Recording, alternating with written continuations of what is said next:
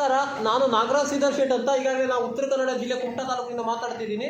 ಈಗಾಗಲೇ ನಮ್ಮ ಉತ್ತರ ಕನ್ನಡ ಜಿಲ್ಲೆಯ ವ್ಯಾಪ್ತಿಯಲ್ಲಿ ಈಗ ನಮ್ಮ ಕುಮಟಾ ಮತ್ತು ಹೊನ್ನಾವರ ವ್ಯಾಪ್ತಿಯಲ್ಲಿ ಈಗಾಗಲೇ ಹೊರಚರಂಡಿ ಬಿಡಿಸ್ಕೊಡುವಂಥ ಕಾರ್ಯ ನಡೆದಿತ್ತು ಸ್ವಲ್ಪ ದಿನ. ಆದರೆ ಈಗ ಮತ್ತೆ ಅಲ್ಲೇ ಮೇಲೆ ಕಸ ಇದು ಮಾಡ್ಕೊಂಡು ಮತ್ತು ಅದೇ ತುಳುಕ್ತಾ ಇದೆ. ಮತ್ತೇನೆಂದರೆ ಆ ಒಂದು ಹೊರಚರಂಡಿಯಿಂದ ಹಾದು ಹೋಗಬೇಕಾದ ನೀರು ಈಗಾಗಲೇ ಸರಿಯಾಗಿ ಹಾದು ಹೋಗ್ತಾ ಇಲ್ಲ, ಮತ್ತು ರಸ್ತೆಗಳಿಗೆಲ್ಲ ಬರ್ತಾ ಇದೆ. ಮತ್ತು ಯಾವುದೇ ರೀತಿಯಾದಂಥ ಈ ಸರ್ಕಾರ ಏನು ಭ್ರಷ್ಟ ಸರ್ಕಾರ ಏನಿದೆ ಅದರ ಬಗ್ಗೆ ಚಿಂತನೆ ಮಾಡ್ತಾ ಇಲ್ಲ. ಗಂಡ ಹೆಂಡತಿ ಜಗಳದಲ್ಲಿ ಕೂಸುಬಡುವಾಗಿದೆ ಅಂದಾಗೆ ಇಲ್ಲಿ ಶಾಸಕರು ಒಬ್ಬರಾಗಿದ್ದಾರೆ, ಸರ್ಕಾರ ಒಂದಾಗಿದೆ. ಆ ಒಂದು ನಿಟ್ಟಿನಲ್ಲಿ ಅದಕ್ಕಾಗಿ ಆದಷ್ಟು ಬೇಗ ಎಲ್ಲ ಒಂದು ನಮ್ಮದು ನೆರೆಹಾವಳಿ ಏನು ರಾಜಕಾಲುವೆ ಬಿಡಿಸ್ಕೊಡೋದ್ರಿಂದಾಗಿರ್ಬೋದು, ಸರಿ ಕಾಲುವೆಗಳು ಬಿಡಿಸ್ಕೊಟ್ರೆ ಯಾವುದೇ ರೀತಿಯಾದಂಥ ನೆರೆಹಾವಳಿಗಳು ಬರೋದಿಲ್ಲ.